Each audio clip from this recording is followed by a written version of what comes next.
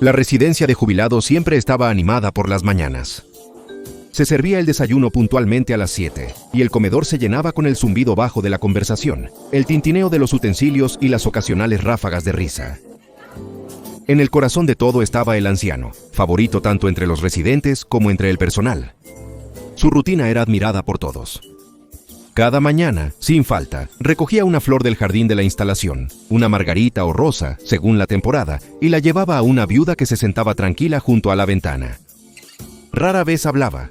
Su demencia nublaba la mayoría de sus días, pero su rostro se iluminaba cuando él colocaba suavemente la flor en su mano. «Otra hermosa flor para una hermosa dama», diría con un guiño, su voz cálida. La viuda sonreiría, a veces con lágrimas en sus ojos, como si un fugaz recuerdo de algo perdido hubiera regresado. La presencia del anciano era así, elevando el ánimo de todos a su alrededor. Cuando la viuda se sentó sola en su mesa esa mañana, la ausencia de una flor se notó inmediatamente. «Extraño», murmuró una enfermera al rellenar las tazas de café. «Nunca ha faltado un día». La viuda miró el lugar vacío en su mesa donde usualmente estaría la flor. Por un momento, sus manos temblaron, como si intentaran agarrar algo intangible. Su expresión era más aguda de lo usual, sus labios se movían sin emitir sonido. «Probablemente solo llegue tarde», tranquilizó otro miembro del personal, aunque una nota de inquietud persistía en su voz. Los minutos se alargaron. El desayuno vino y se fue, pero no hubo señal del viejo. A media mañana, la preocupación se convirtió en acción. Una enfermera decidió revisar su habitación. Golpeó 2 veces antes de abrir la puerta. Su saludo alegre se atascó en su garganta al entrar. Las cortinas cerradas sumían la habitación en sombras.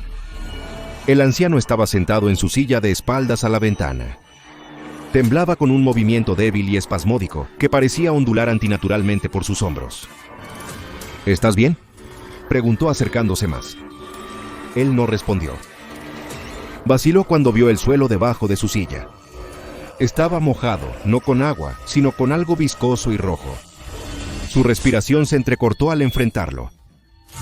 Su boca estaba abierta, las esquinas estiradas de manera antinatural.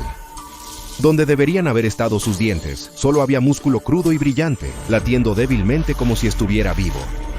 Su cálida y bronceada piel había adquirido un tono carmesí profundo, casi brillando en la tenue luz. «Llame una ambulancia», gritó con la voz quebrada mientras retrocedía.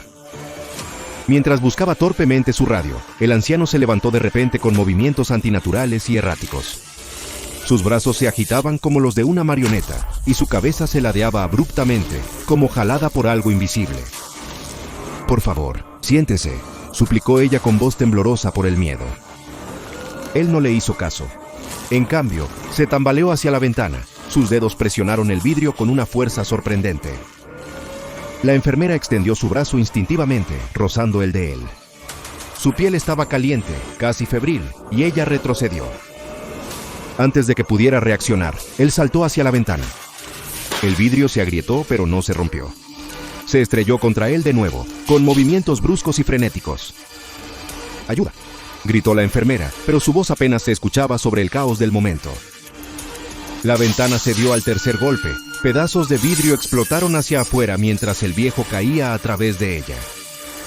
Cayó al jardín de abajo con un sonido húmedo y nauseabundo. Su cuerpo se torció grotescamente al impactar. El personal corrió al jardín, pero ya era tarde. El cuerpo del anciano yacía inmóvil. Su piel carmesí resaltaba contra la hierba verde. El administrador del centro llamó a las autoridades, hablando en voz baja mientras el personal alejaba a los demás residentes del lugar. Los susurros se propagaron entre las enfermeras y asistentes, y su preocupación se tornó en miedo. «¿Qué le pasó?», uno susurró. Otra negó con la cabeza, sombríamente. «No es solo él. Algo no está bien.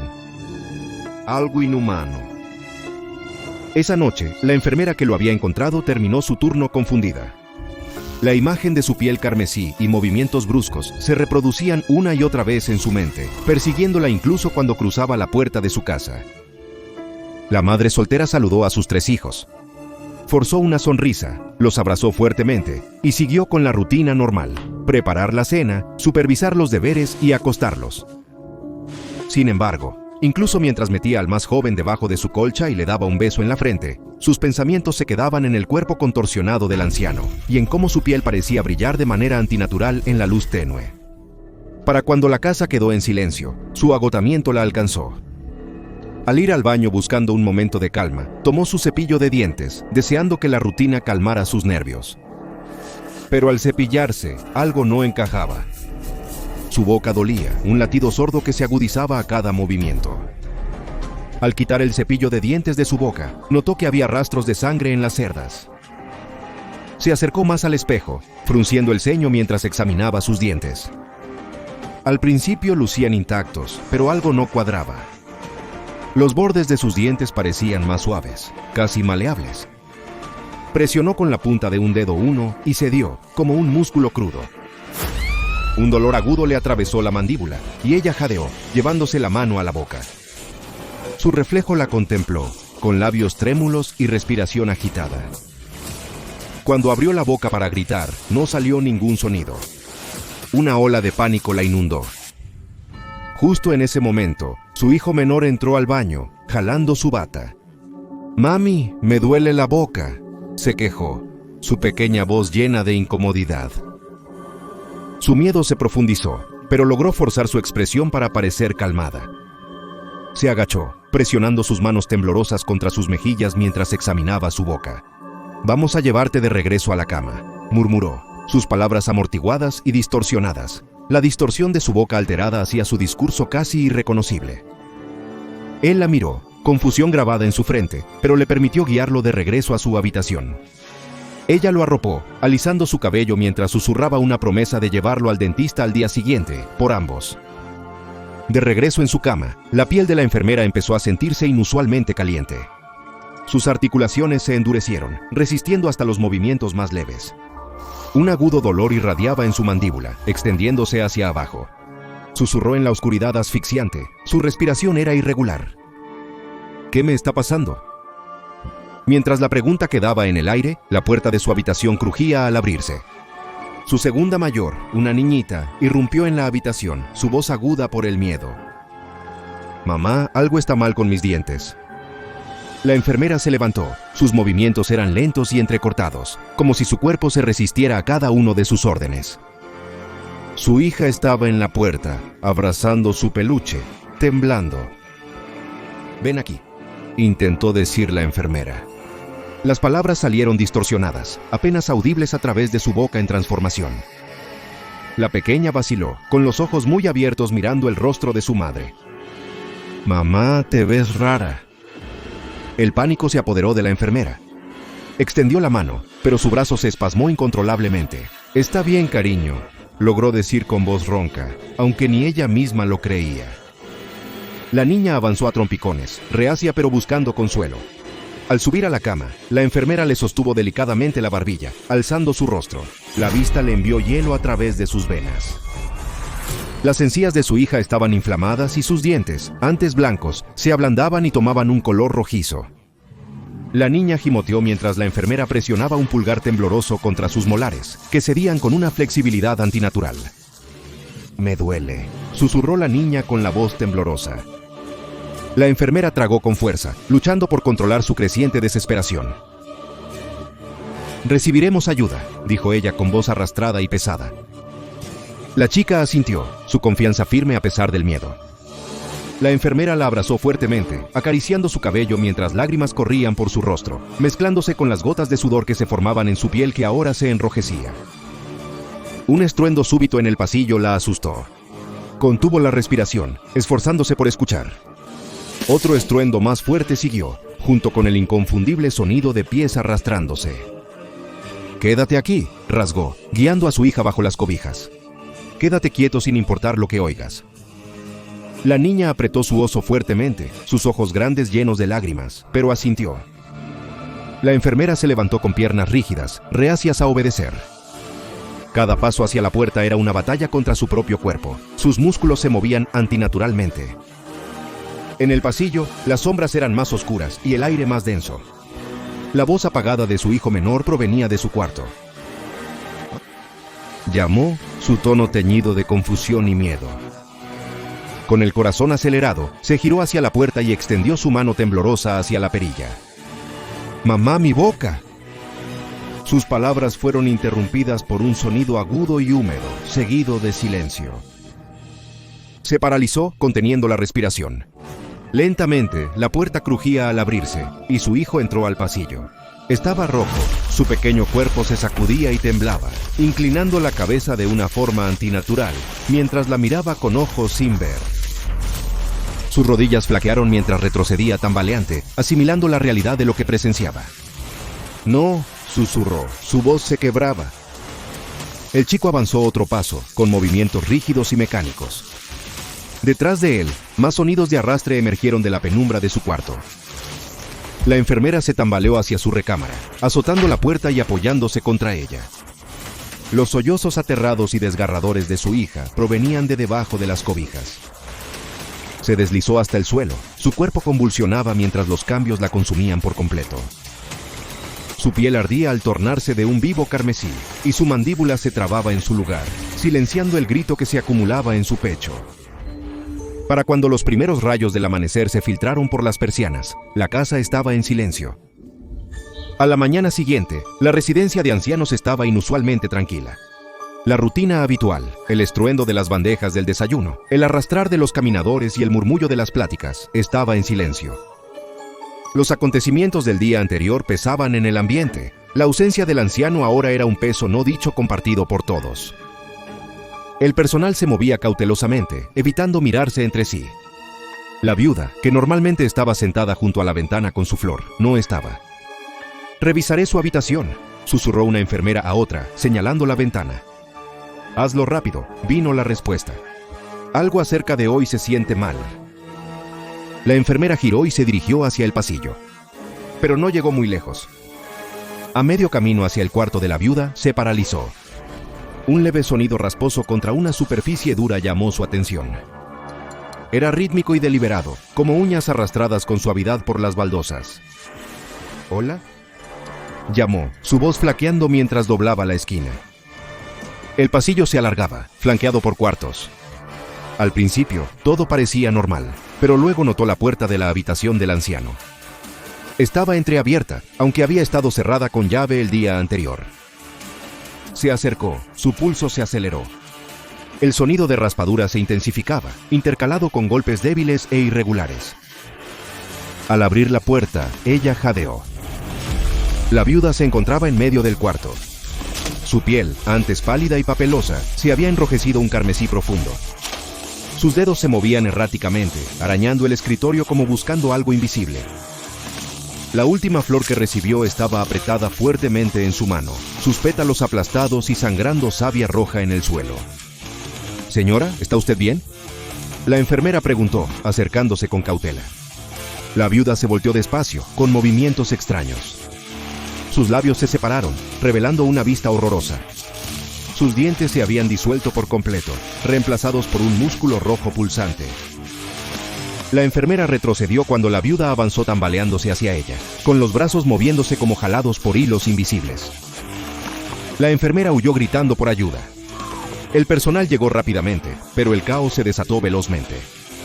Los movimientos de la viuda se tornaron frenéticos, mientras más residentes emergían de sus cuartos, unos atraídos por el ruido, otros exhibiendo la misma transformación escarlata. Pronto, el lugar era un caos total. Las enfermeras y ayudantes corrían entre las habitaciones, intentando contener a los residentes, sin éxito.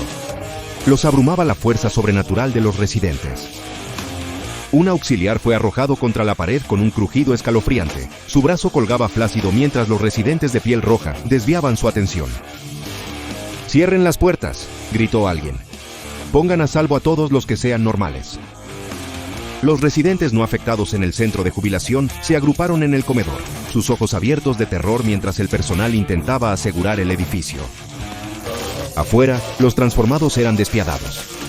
Golpearon las puertas cerradas, sus puños dejaban manchas de sangre y saliva en el vidrio.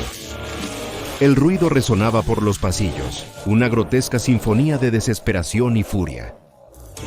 Pero lejos del caos en la instalación, en la tranquilidad de su pequeña casa, la enfermera que había descubierto el cuerpo del anciano el día anterior, enfrentaba su propia pesadilla.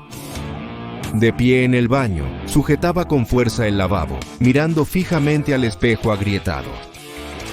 Sus encías palpitaban con un dolor sordo e implacable, y sus dientes, que antes eran robustos y familiares, ahora se sentían extranjeros, suaves y maleables debajo de su lengua.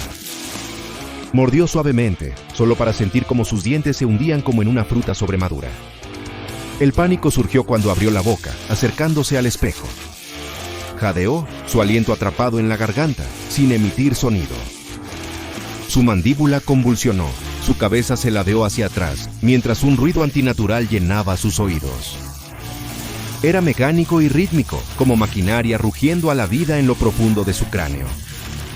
Desde la sala, las débiles voces de sus hijos se mezclaban con la cacofonía en su cabeza. Tambaleó fuera del baño, sus movimientos erráticos y bruscos, como si su cuerpo ya no le obedeciera completamente. Al entrar a la sala, se paralizó. Su hijo menor lloraba, cubriéndose el rostro con las manos. «Mamita», sollozó con voz apagada. Sus encías inflamadas y dientes se ablandaban, adquiriendo la textura inconfundible del músculo. Su hija mayor, de piel carmesí, estaba agachada en la esquina. Se mecía adelante y atrás, agarrando sus rodillas mientras su mandíbula temblaba sin control, con la cabeza girando en ángulos antinaturales. El hijo del medio permanecía rígido, con los brazos temblorosos y movimientos cada vez más similares a los de un títere. El propio cuerpo de la enfermera se convulsionaba violentamente, sus músculos se bloqueaban y liberaban en patrones impredecibles. Intentó hablar, llamar a sus hijos, pero todo lo que escapó fue un sonido estrangulado y gutural. Su hijo menor se aproximó, sus pequeños dedos manchados de carmesí temblando. Su hija se giró bruscamente, su cuerpo retorciéndose de forma extraña mientras iba hacia la puerta. Los niños avanzaron torpemente uno por uno, sus pasos erráticos imitando los de la enfermera. Como respondiendo a una señal invisible, la familia se movió al unísono, tambaleándose hacia la puerta principal en busca de aire fresco. La calle más allá estaba extrañamente silenciosa, pero no vacía. Otras figuras surgieron de casas cercanas, con movimientos idénticos, rígidos, erráticos y extrañamente sincronizados. Hombres, mujeres y niños de todas las edades se movían de la misma manera disjunta, como marionetas. Su piel carmesí brillaba débilmente bajo el sol de la mañana. Todos estaban infectados con la anomalía que llegaría a ser conocida como SCP-6093. Las personas infectadas, conocidas como SCP-6093-1, se movían con propósito. Sus pasos bruscos las impulsaban hacia las afueras de la ciudad. Parecía que eran atraídos al mismo destino, como si los arrastrara una fuerza invisible. Se unieron en la carretera abierta con otros que también se habían transformado. Juntos, marcharon hacia el horizonte, una silenciosa y grotesca procesión que crecía con cada milla. Para cuando la multitud llegó al desierto de Chihuahua, ya numeraba en los miles. Se movían al unísono, sus cuerpos temblando con el mismo ritmo espeluznante. Luego comenzaron a formarse los primeros grupos. Hombres, mujeres y niños, todos apretados juntos en una armonía grotesca. Su piel carmesí brillaba bajo el sol abrasador, mientras sus cuerpos se contorsionaban, fusionándose con los que estaban a su alrededor. Al caer la noche, emergió el primero de los monolitos. Rectangular y palpitante con vida propia, la estructura, denominada SCP-6090 y 32, se erigía como un sombrío testimonio del alcance de la anomalía. Estructuras similares comenzaron a aparecer en el desierto de Thar, en la India, y el desierto de Kalahari, en Botsuana, cada una más grande e imponente que la anterior. El zumbido de estos monolitos era bajo y resonante, enviando ondas a través del aire y el suelo. A medida que los equipos de reconocimiento de la Fundación se acercaban, las estructuras comenzaron a emitir una serie de sonidos, distorsionados, rítmicos y casi infantiles. Los analistas identificaron los ruidos como una forma primitiva de comunicación. Traducido por el Departamento de Lingüística Extradimensional, el mensaje era breve, pero escalofriante. «Mamá, me duele la boca». En los centros de comando globales de la Fundación, la situación se tornaba insostenible. Los monolitos no solo eran anomalías estáticas, parecían poseer intención. No solo construyen estructuras, susurró un investigador senior en una reunión urgente. Están enviando un mensaje, está pidiendo ayuda.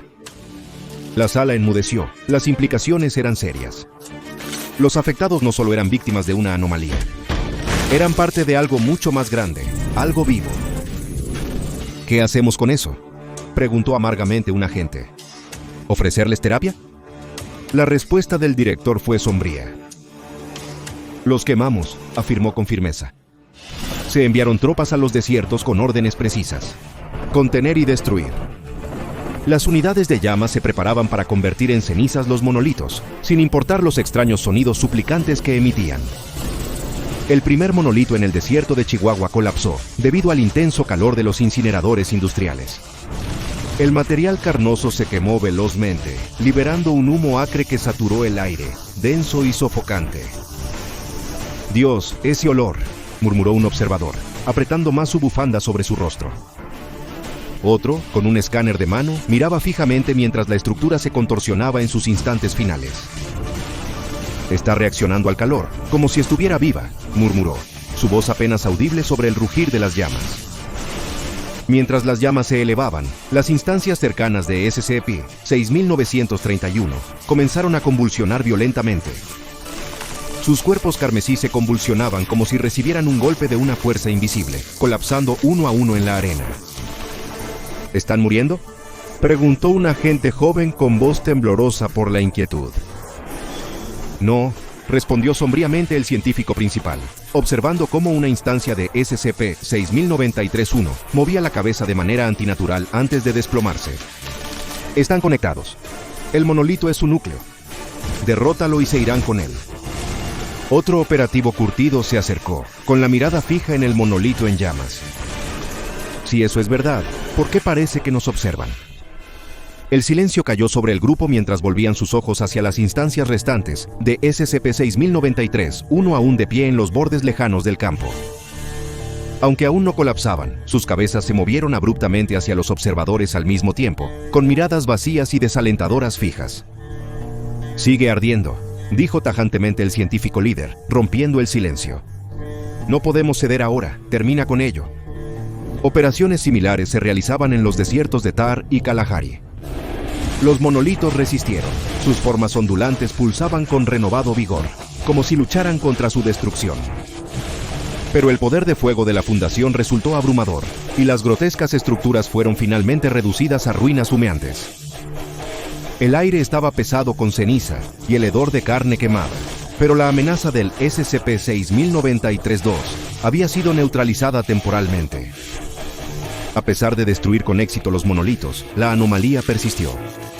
Nuevos casos de SCP-6093 surgían diariamente, sobrepasando la capacidad de respuesta de la Fundación. El modo de transmisión de la enfermedad aún era desconocido. Ni el contacto directo ni los factores ambientales parecían explicar su rápida propagación. Ciudades globales presenciaron brotes desafiando el confinamiento. Vecindarios completos se transformaron repentinamente cuando afectados se congregaron en procesiones silenciosas, atraídos hacia destinos desconocidos. La marea carmesí se volvió imparable. En medio del caos, la Fundación inicialmente declaró el Área 07 de contención biológica como una instalación para transferir todas las instancias descubiertas de SCP-6093. Pero pronto se convirtió en un oscuro símbolo del aumento de la anomalía. Oficialmente encargado de alojar y estudiar las instancias de SCP-6093-1, el sitio informó de una violación durante un intento experimental de desmontar a uno de los afectados. En pocas horas, el personal empezó a presentar síntomas. Los dientes se disolvieron en tejido muscular, y su piel se enrojeció de carmesí mientras sucumbían a la transformación. El personal infectado se reunió en el patio central del sitio. Sus cuerpos se presionaban juntos en un repugnante baile sincronizado. Al amanecer, un nuevo monolito se erigió donde alguna vez estuvo el sitio de contención. Sus pulsaciones eran visibles desde kilómetros de distancia. La Fundación declaró oficialmente perdida el área de contención biológica 07 y SCP-6093 se designó como clase de contención SCO-2. Los monolitos continuaron emergiendo. Su zumbido pulsante interrumpió el equipo sísmico en las comunicaciones. Su resonancia se extendía más cada día. La intención del monolito seguía siendo un misterio, pero la Fundación conocía una verdad. Estaban perdiendo. En los últimos días del año, el impacto de la anomalía era innegable. La anomalía se había extendido a todos los continentes, con zonas de cuarentena fallando tan rápido como se establecían. En una aldea remota, Un niño observaba desde su ventana cómo su madre se unía a las masas de piel carmesí que marchaban por el camino de tierra. Su manita presionaba el vidrio y su voz temblaba. «Mamá, no te vayas», susurró. Pero las figuras siguieron avanzando. Hospitales de todo el mundo informaron un aumento agudo en las admisiones por problemas bucales. Los primeros signos de infección se volvían rutinariamente horrorosos. La fundación se apresuró a interceptar casos antes de que progresaran, desplegando sistemas avanzados de interceptación automática de llamadas para monitorear los síntomas. Los infectados fueron trasladados secretamente a hospitales de la fundación, donde se extirpaba y quemaba el tejido y hueso infectado. Luego, los pacientes volvían a la sociedad con historias inventadas de cáncer oral. Pero a medida que los casos aumentaban, la contención ya no era suficiente. Los procedimientos especiales de contención revisados reflejaron la desesperación de los esfuerzos de la fundación.